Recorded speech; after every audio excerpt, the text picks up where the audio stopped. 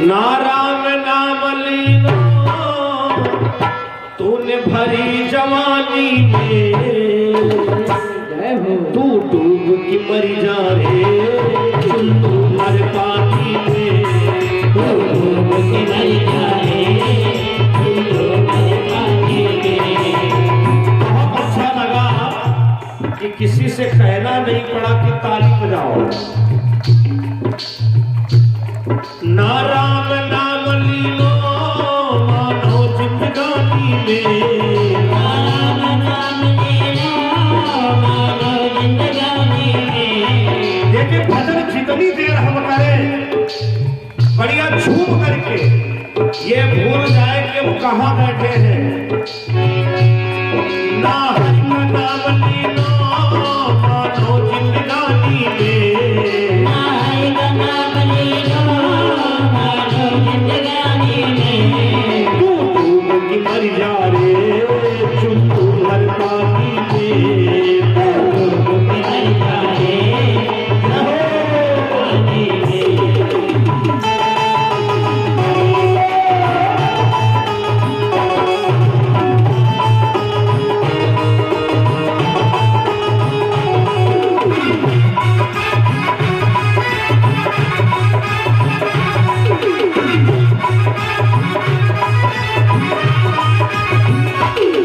क्यों करता मेरा मेरा यहाँ कुछ भी नहीं है तेरा, तू करता मेरा मेरा यहाँ कुछ भी नहीं है तेरा।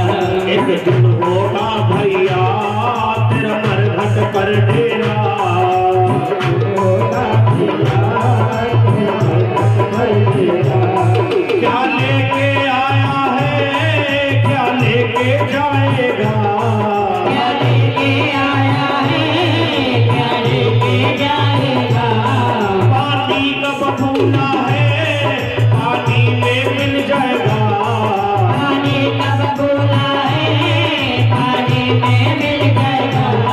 तू डूब की मर जा रे चुल्लू हर पानी में, तू डूब के मर जा रे चुल्लू हर पानी में।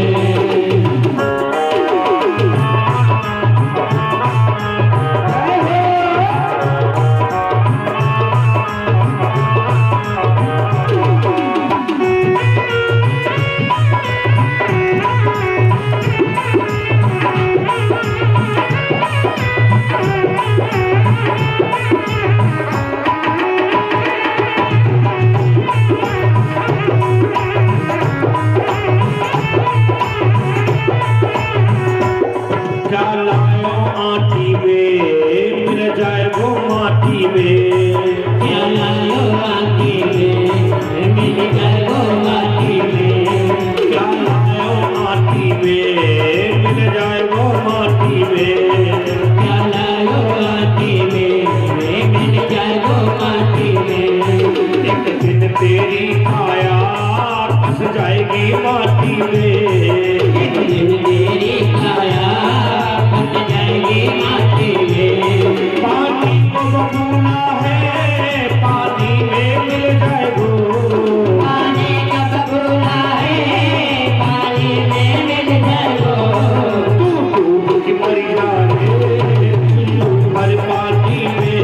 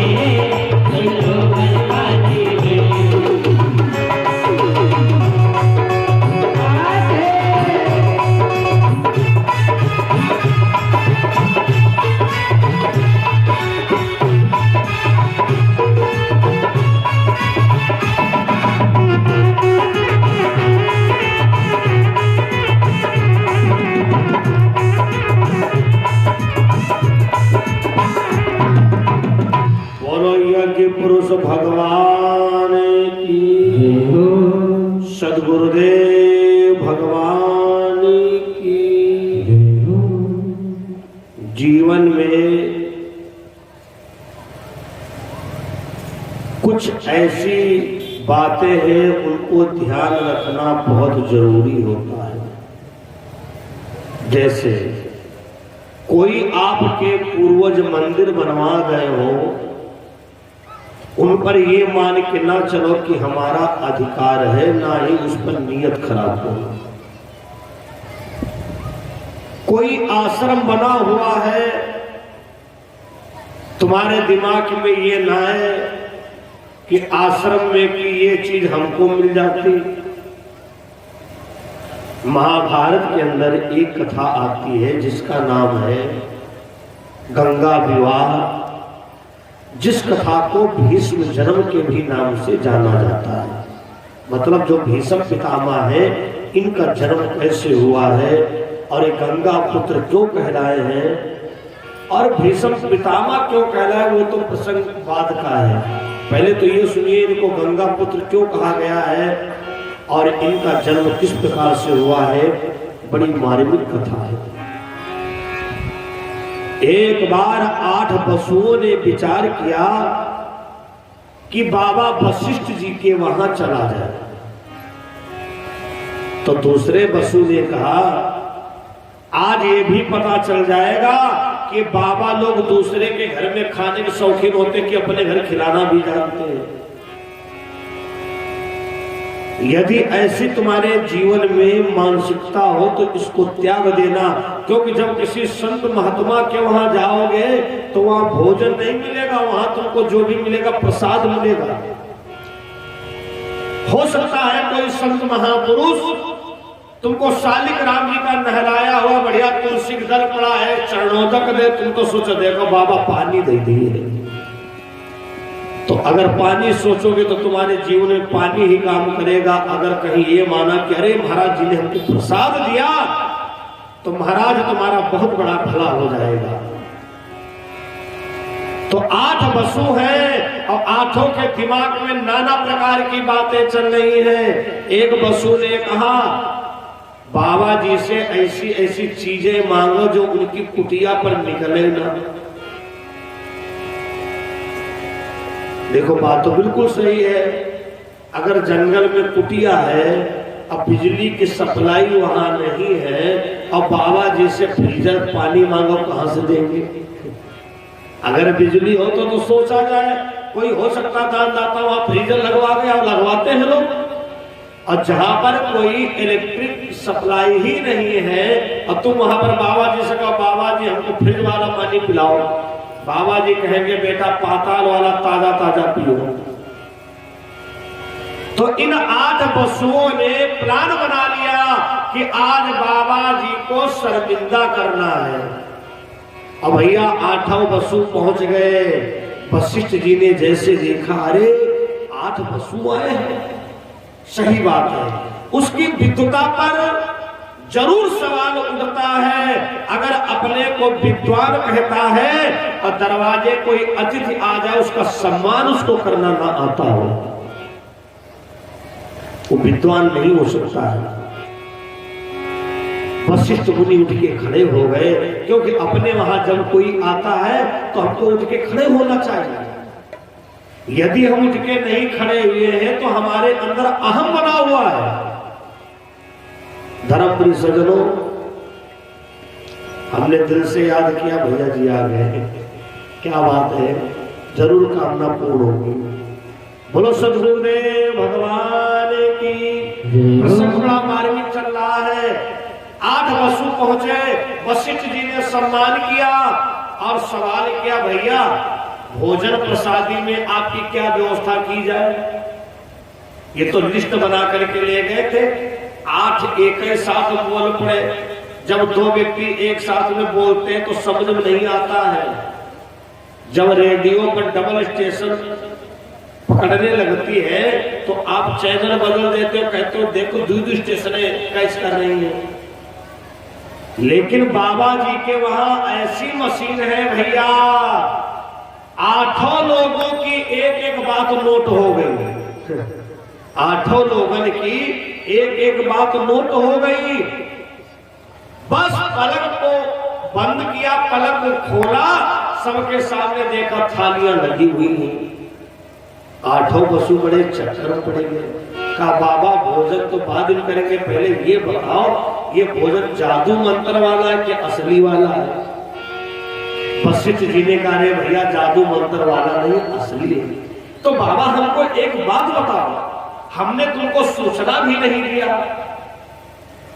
अगर आपके वहां सारी व्यवस्थाएं थी बनाने में कुछ टाइम लगता, ये सब कैसे हो गया? तो बाबा जी ने कहा पशुओं हमारे वहां माता कामधेनु है, वो कामधेनु गैया के प्रभाव से सब व्यवस्था हो गई।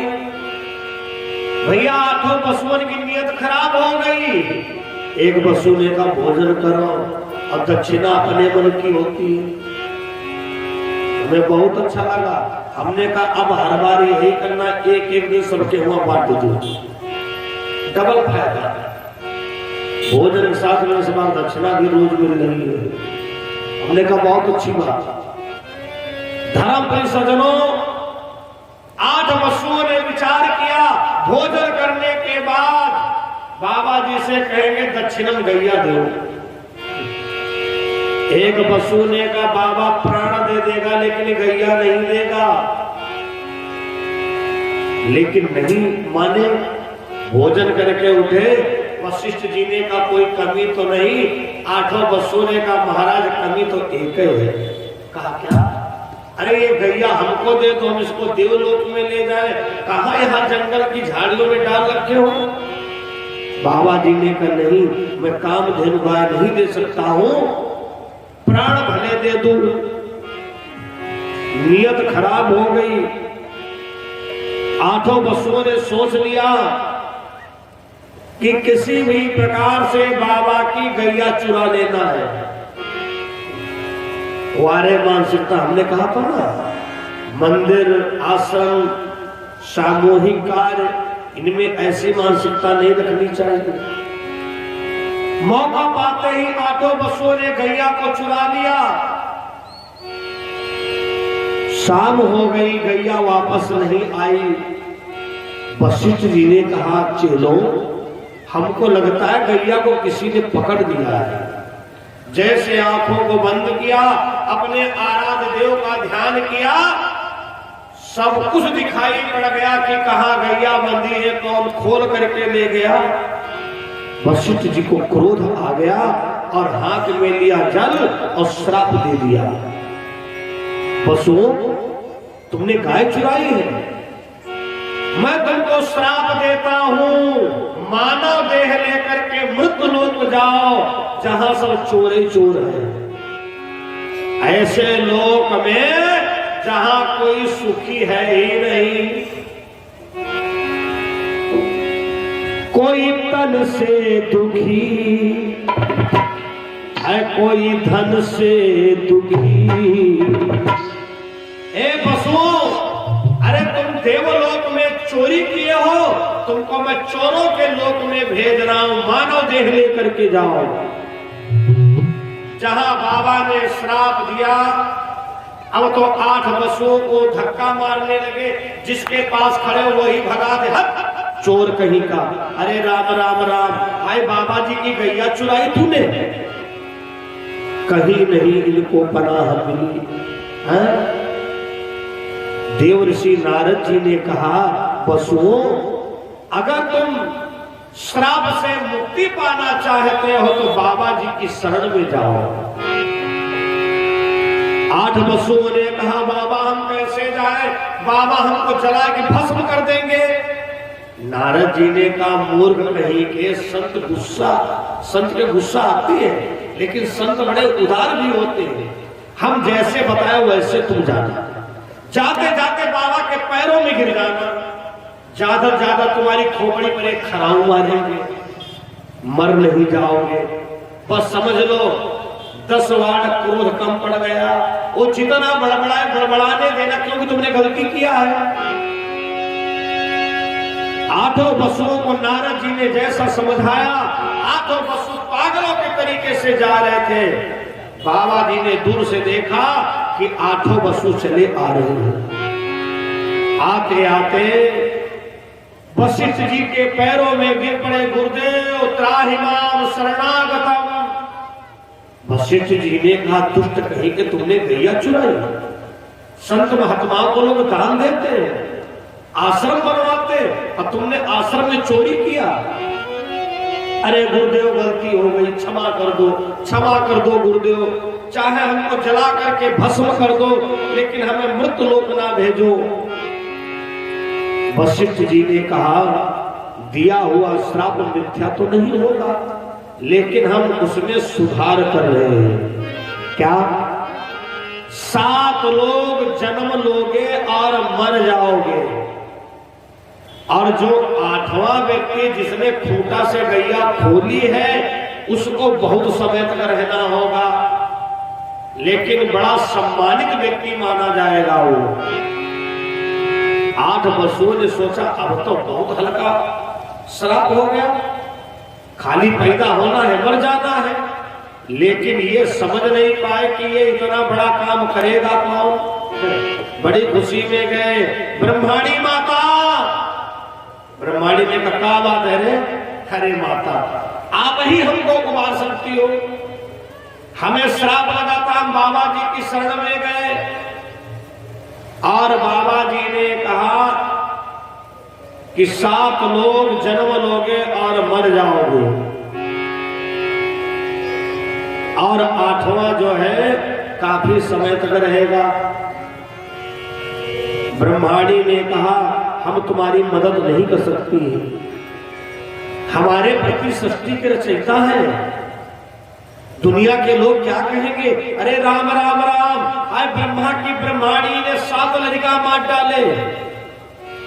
जानेंगे तब असली बात जानेंगे, तब तक हमारे ब्रह्मा जी को आत्महत्या करनी पड़ जाएगी।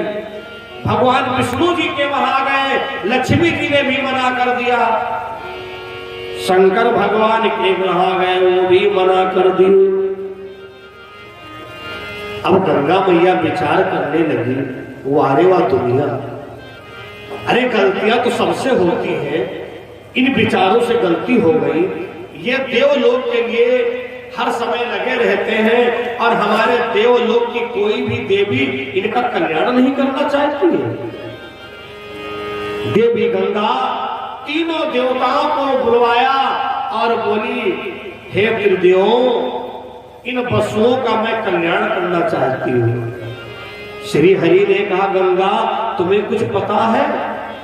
इन पशुओं का कल्याण करना, मृत लोक में जाना पड़ेगा, किसी मनुष्य से विवाह करना पड़ेगा, 7 बच्चों का वध करना पड़ेगा।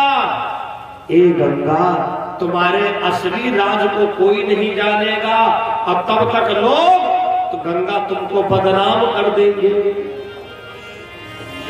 गंगा ने कहा, कोई बात नहीं है, मैं इन पशुओं का कल्याण करने के लिए चाहे हमें जितनी बदनामी बर्दाश्त करनी पड़े, चाहे दुनिया के जो लोग हमें कहें, हे देवता हमें आशीर्वाद दो, इन पशुओं का कल्याण करने में हमको सफलता मिले। धर्मप्रिय सज्जनों, इधर तीनों देवताओं ने गंगा जी को आशीर्वाद दिया। बस इसी जगह से कथा मोड़ लेती है। श्रोताओं, इधर से माता गंगा ने मानवीय रूप धारण किया, और उधर नारी मरे ग्रहा संपत्ति नासी, अमूढ़ मुड़ाई भय सन्यासी।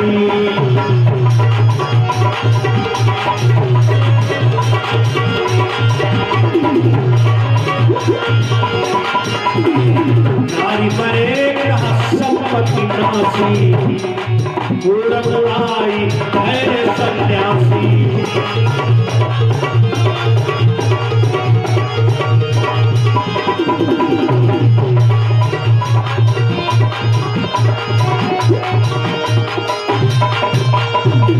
हस्तिनापुर के राजा महाराज शांतन, हस्तिनापुर के राजा शांतन, उनकी रानी की मृत्यु हो गई।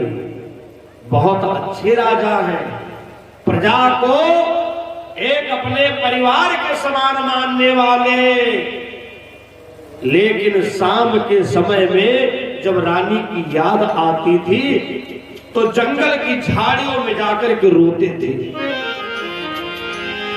पता नहीं हमने पूर्व जन्म में कौन ऐसा पाप किया है जो कि हमारी रानी की मृत्यु हो गई, हमारी अर्धांगिनी की मृत्यु हो गई। तब तक देखा शांतन ने, तब तक देखा शांतन ने, एक नारी इधर आ रही है।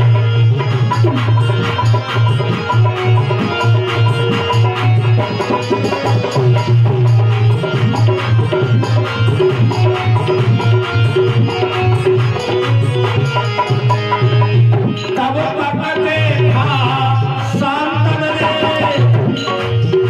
एक नारी इधर आ रही है। उसकी मनहारी प्यारी छवि मेरे मन की ओर आ रही है।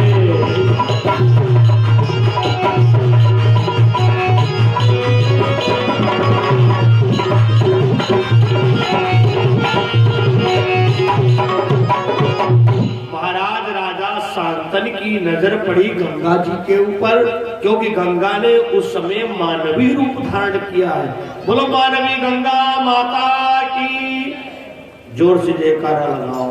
धर्म प्रिय सज्जनों, महाराज राजा शांतन विचार करते हैं, जही पर विपदा पड़त है सोया वही देश। अरे शांतन, तुम तो समझ रहे थे कि तुम ही मुसीबत के मारे हो। हमको लगता है ये भी बेचारी मुसीबतें की मारी है। जाती थी जिधर देवी गंगा, शांतन उधर को जाते हैं।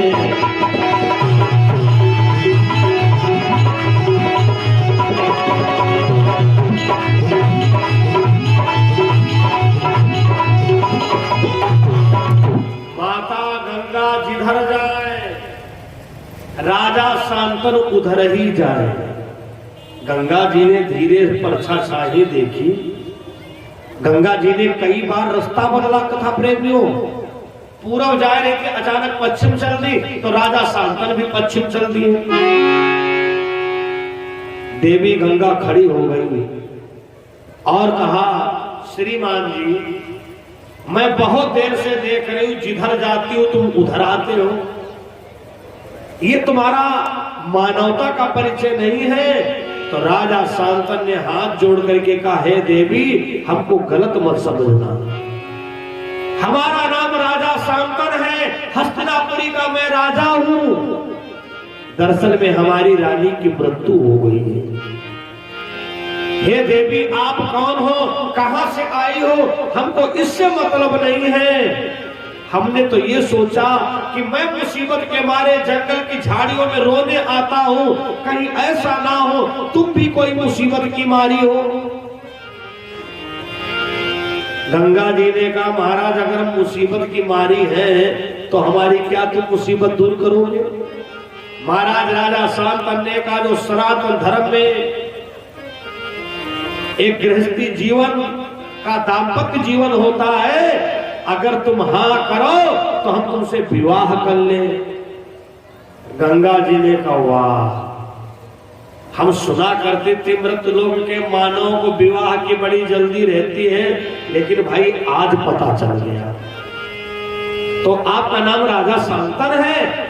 राजा शांतन ने कहा, तो गंगा जी ने कहा, शादी तो हमको करना है, लेकिन ये ना है कि चाहे जिससे शादी हम कर ले। राजा शांतन ने कहा, कैसे शादी करोगी?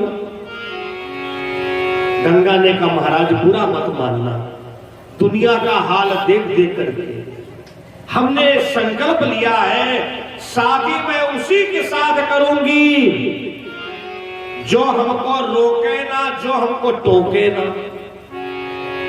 राजा शांतन ने विचार किया कि नारी को सबसे ज्यादा लगाव जेवर से होता है। अस्पताल में भर्ती है और छुट्टी हो गई तो रास्ता में पति देव की कान भर रही है, सोनार की दुकान पर इधर चलो और 3 लड़वाला हार हमका बनाए दो और भगवान कृपा दूसरी जिंदगी पाई हो। अस्पताल में भर्ती हो, ऑक्सीजन नाक पर लगी हो और धीरे से टप्पा हटाए कुत्ते के अलमारी में ताला वाला डालिया है कि नहीं? अलमारी में क्या? अरे अलमारी में तो सब जेवर रखा है। महाराज राजा शांतनु ने विचार किया कि नारी को सबसे ज्यादा लगाव जेवर से होता है और गंगा यही कहना चाहती है हमको कभी रोकना नहीं, हमको कभी टोकना नहीं। तो राजा शांतनु ने विचार किया कि जेवर तो हमारे वहां इतना भरा पड़ा है कि 4 जिंदगी बदल बदल के रोज पहने और जेवर कम नहीं पड़ेगा, हम तो इनको रोकेंगे। राजा शांतनु ने कहा देवी आप चाहे हमसे कसम ले लो, चाहे स्टाम्प पर लिखा पढ़ी करवा लो। तो गंगा जी ने कहा सुनो, पहले मैं वचन दे रही हूं, प्रतिज्ञा कर रही हूं,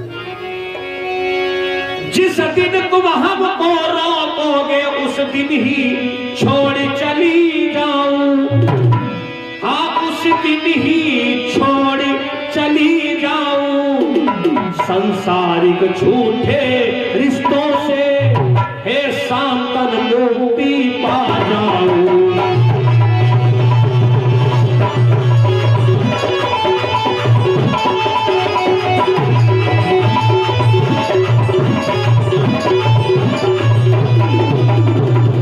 गंगा जी ने कहा मैं प्रतिज्ञा करती हूं, जब तक तुम हमको रोकोगे नहीं, जब तक तुम हमको टोकोगे नहीं, मैं तुम्हारी अर्धांगिनी बनके तुम्हारे साथ जीवन निर्वाह करूंगी।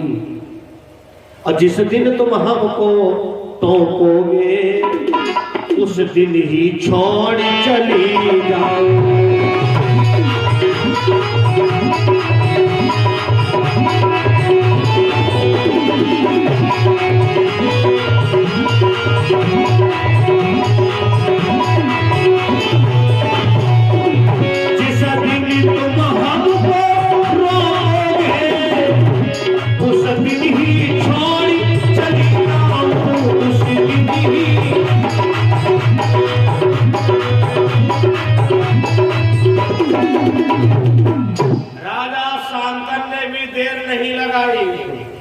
धरती को उठाया मिट्टी, हे धरती माता मैं तुमको साक्षी मानकर, हे सूर्य भगवान मैं तुमको साक्षी मान करके अनजान इस देवी को मैं वचन दे रहा हूं, मैं इनको कभी रोकूंगा नहीं और टोकूंगा नहीं।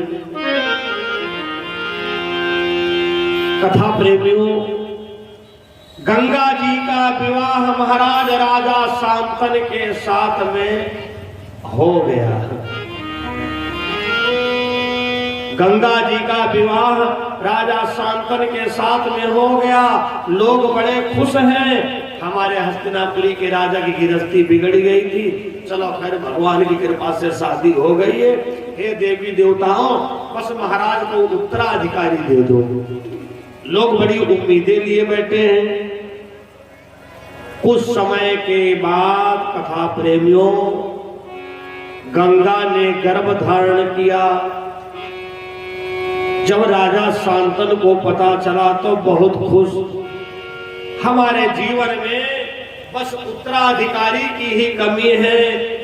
बड़ी दासियां सेवा में लगा दी, बड़ी व्यवस्था कर दिया। और जब गंगा ने प्रथम पुत्र को जन्म दिया, अच्छा खासा बालक पैदा हुआ, हस्त पुष्ट तंदुरुस्त है, लेकिन गंगा जी को तो उनका कल्याण करना है? उनको तो बाबा जी ने कहा है बेटा पैदा होगे तुरंत ही मर जाओगे, और इसी काम के लिए गंगा जी को मृत्यु लोक आना पड़ा। जैसे बालक जन्मा, दासी कहने वाली थी महाराज बधाई हो, और तब तक गंगा जी ने 2 बार खोपड़ी हिलाई। आज दासी डर गई, गंगा जी को पता नहीं क्या हो गया, गंगा जी को पता नहीं क्या हो गया। गंगा जी ने दांत पीस करके कहा दोस्त, हमको आदि औलाद से सख्त नफरत है, तुम जिंदा नहीं रहोगे, और गला दाब की मार डाला। अरे दासी भागती है महाराज, गजब हो गया, क्या हुआ?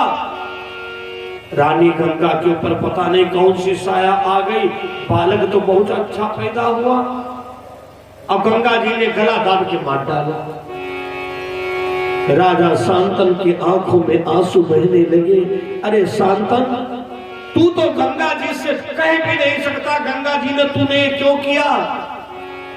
अगर तुम टोकोगे, अगर रोकोगे तो तुम्हारा वचन टूट जाएगा और गंगा जी तुमको छोड़ के चली जाएगी। हो जब घर के चक्करी मां पड़ी जाला आदमी, चतुर्वेद शास्त्र भूला जाला आदमी। चतुर्वेद शास्त्र भूला जाला आदमी। जब घर के चक्कर पड़ी जाला आदमी, चतुर्वेद शास्त्र भूला जाला आदमी। चतुर्वेद शास्त्र भूला जाला आदमी।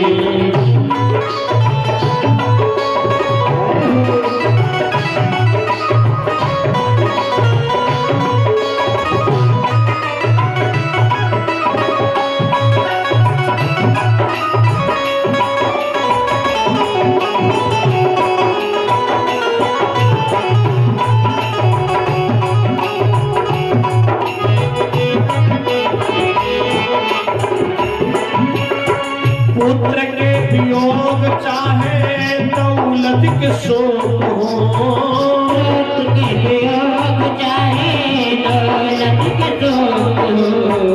मान मर्यादा या मोहब्बत के रोग हो, मान मर्यादा चाहे मोहब्बत के रोग हो। कब कहां चाहे चार वेद का ज्ञाता हो, चाहे जितना धैर्यवान हो, शब्दों को समझिए। पुत्र के वियोग, पुत्र का वियोग बड़ा कठिन होता है। भगवान ना करे किसी के जीवन में पुत्र का वियोग हो। पुत्र के वियोग चाहे दौलत के शोक हो। बड़ी जब कोई दौलत चली जाती है तभी व्यक्ति अपने को रोक नहीं पाता है।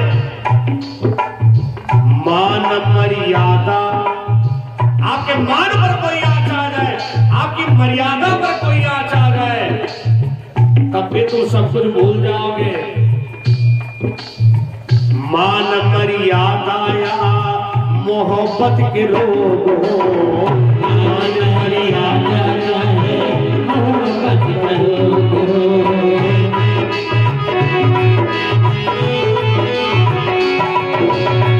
नानियन टोल डगी मगा जल आदमी, चतुर्वेद शास्त्र भूला जाला आदमी।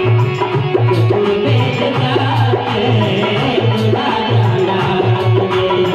जब घर के चक्कर मां पड़ी जाला आदमी, जब घर के चक्कर मां पड़ जाला आदमी। चतुर्वेद शास्त्र भूला जाला आदमी। चतुर्वेद शास्त्र भूला जाला आदमी।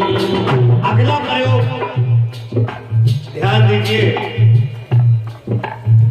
दुनिया में नाम रहे राजा दशरथ के, कोई नहीं वीर रहा उनके समरथ में। कोई नहीं मेरा उनके समरथ में। तुम्हारे घर का चक्कर नर से न हार लऊ, नारी से हार गईले।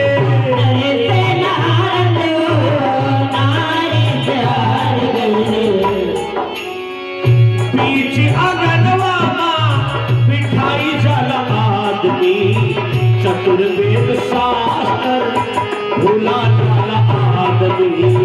चतुर्वेद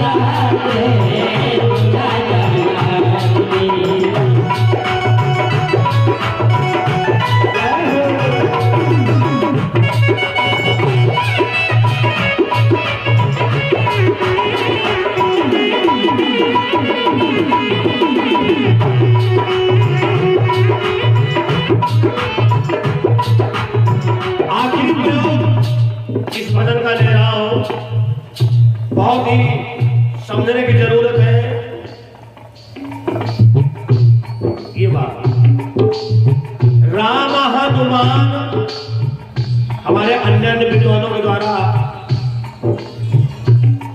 अच्छी अच्छी कथाएं सुने हैं। हमारी एक आदत है, हम अपनी पगडंडी पकड़ लेते हैं, हमसे पहले वाला क्या बोला है, किसी में कोई हस्तक्षेप करने की आदत नहीं है। राम हनुमान बड़े बड़े जोधा, लंका विजय करके आइले अयोध्या। लंका विजय करके आइले अयोध्या, लंका विजय करके आइले अयोध्या। राम हनुमान, रावण कुंभकर्ण, मेघनाथ जैसे सबको मारा। आहा, लेकिन जब घर के चक्कर पड़े तब क्या हुआ? उनका हराई दिहले लहू कुछ लड़कवा।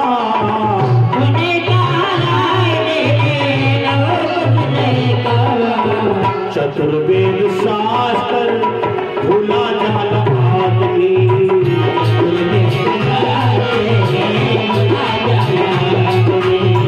चतुर्वेद शास्त्र भूला जाला आदमी।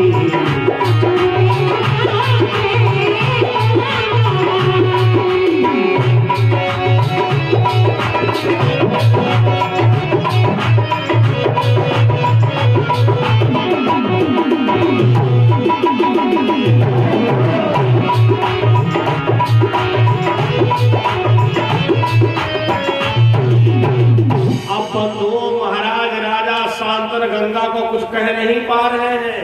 जब शाम को गंगा जी के पास में गए, गंगा संतान बड़े भाग्य से मिलती है, तो गंगा जी ऐसे बात करे जैसे आप लोग बड़े ध्यान से कथा सुन रहे हो।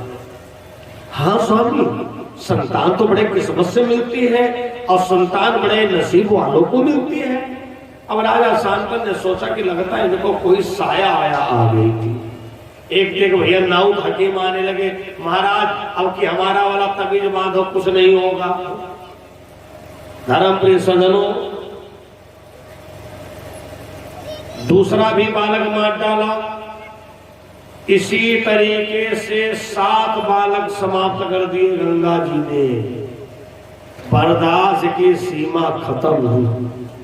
राजा शांतन ने कहा, है दादा हमारे 7 लड़का मर गए, अब शांतन अपना मुंह खोल दो, गंगा जी रहे चाहे ना रहे। सख्त पहरे लगा दी, ड्यूटी सबकी बदलवा दी और सबसे कहा जैसे ही बच्चा पैदा हो तो उनको तुरंत सूचना देना। अगर गंगा जी ने इस बच्चे को मारने का प्रयास किया तो मैं गंगा को जिंदा नहीं छोड़ूंगा। अब गंगा जी का सब पता। कभी कभी माताएं कह दिया करती हैं अपने पति देव जी से, पति देव, हम इस विषय में बहुत बोलते हैं पति देव, और पति देव ने आपको कितनी डिग्रियां दे रखी हैं, धर्म पत्नी, अर्धांगिनी, श्रीमती, गृहलक्ष्मी। अब भगवान ना करे किसी को वाइफ मिले, भगवान ना करे किसी को वाइफ मिले। हम देखो आलोचना नहीं कर रहे हैं। धर्म पत्नी कौन? जो अपने पति को धर्म के लिए प्रेरित करे। अर्धांगिनी कौन? जो अपने पति के दुख दर्द को समझे। गृहलक्ष्मी कौन? पति देव का बैलेंस बिगड़ गया और चावल वाले पीपस 4-5 निकाली खिलाए, कहा काम चलाए ना। अच्छा पर्ची पैसा आवे तो 1 लोड 500 बढ़ा के देना चाहिए। ये गृहलक्ष्मी। श्रीमती जी कौन? श्रीमती क्या लक्षण है? आप यहाँ से लखनऊ तक गए, तुम्हारी पर्स में रहा तब तक तो खटाखट खर्च करते रहे, वापसी में तुमको पता है इनके पास 2000 वाली नोट है, अब वही काम बनाए नहीं। भगवान कहूँ बस रोके ना ड्राइवर, वरना हमसे कहेंगे और ये खर्च हो जाएगी। आके जहानी खेरा पहुंचे, पति देव बोले सुनो थोड़ा नाश्ता पानी कर लिया जाए, तो तो श्रीमती जी ने क्या कहा, कितनी दूर है बाबा? आप हाथ मुंह धोगे उतनी देर में फटाफट नाश्ता तैयार कर दूंगी।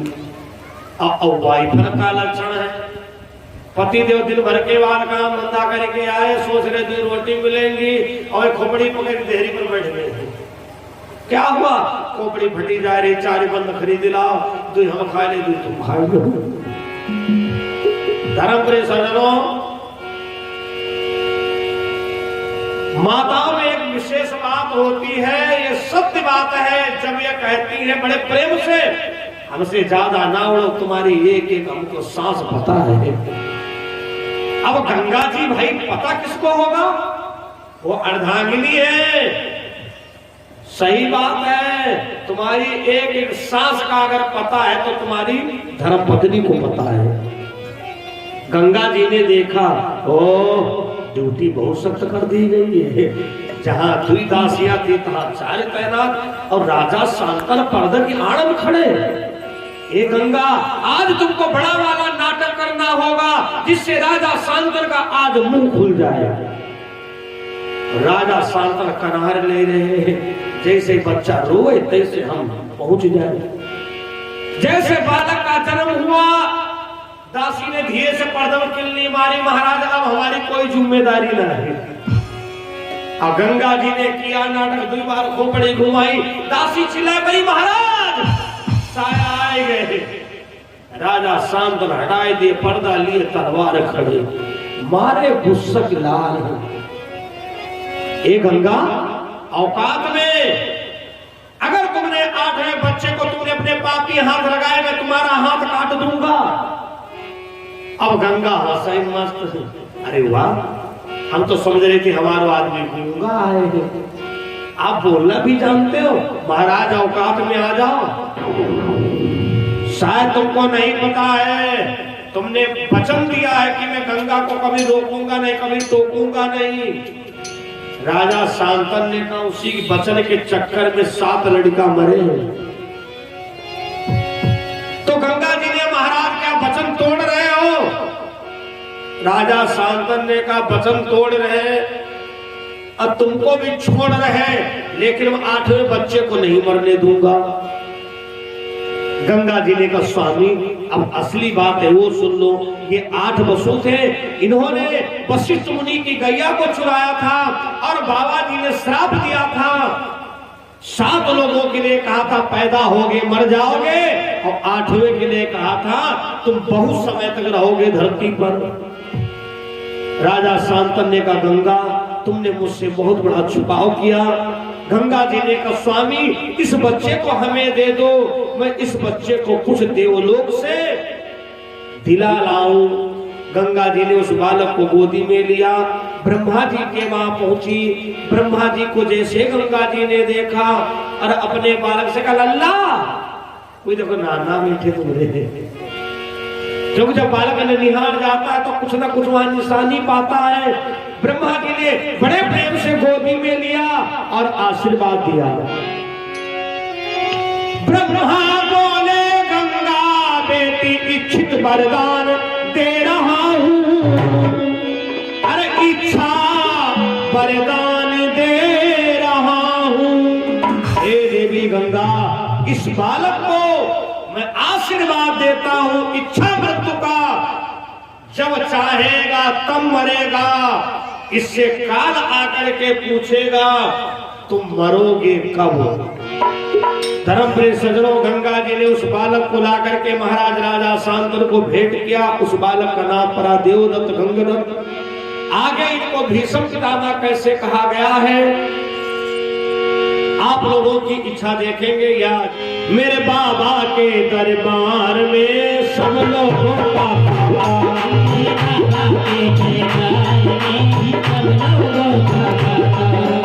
है, सबका जीवन खाता।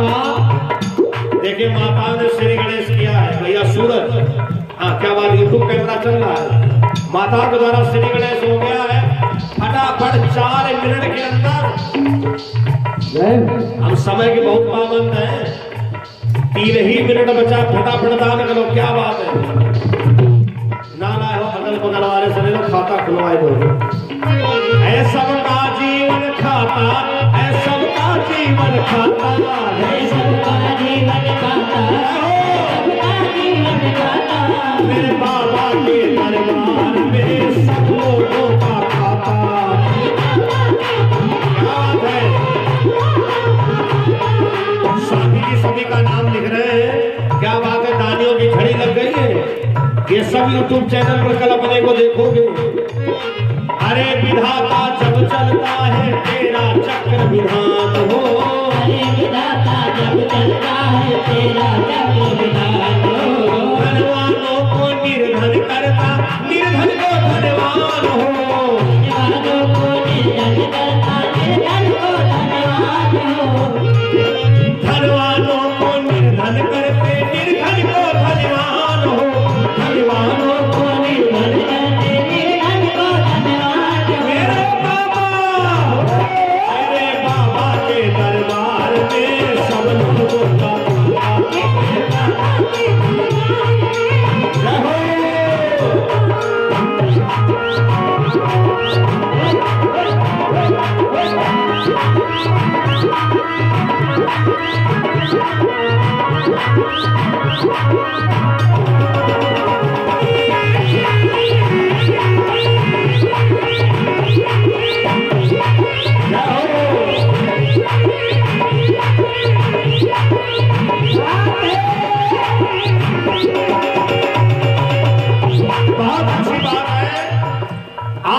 यज्ञ भगवान के दरबार में सब खाता खुलवा रहे हैं। यज्ञ में दान और यज्ञ भगवान के दरबार में खाता तो बड़ा पुराना आपका रिन्यूअल हो रहा है। क्या साधु, क्या संत, गृहस्थी, क्या राजा, क्या रानी हो,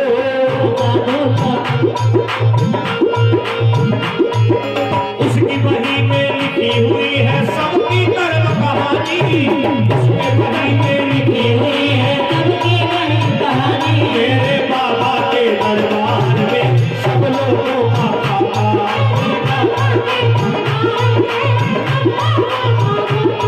हरे राम राम राम राधा राम राम राम, हरे राम राम राम हरे राम राम राम राधा राम राम राम, हरे राम राम राम राजा राम राम राम, हरे राम राम राम राधा राम राम राम, हरे राम राम राम राजा राम राम।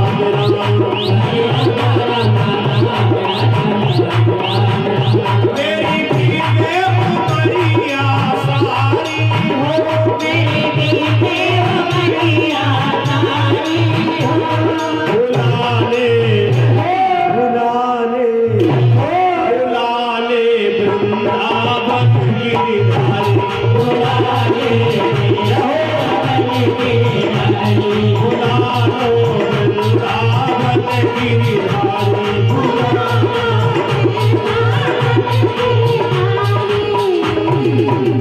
बोलो राजा रामचंद्र भगवान की। मंच सादर स्वामी जी की कर कमलों में एक एडवांस सूचना, शाम को सीताराम जी के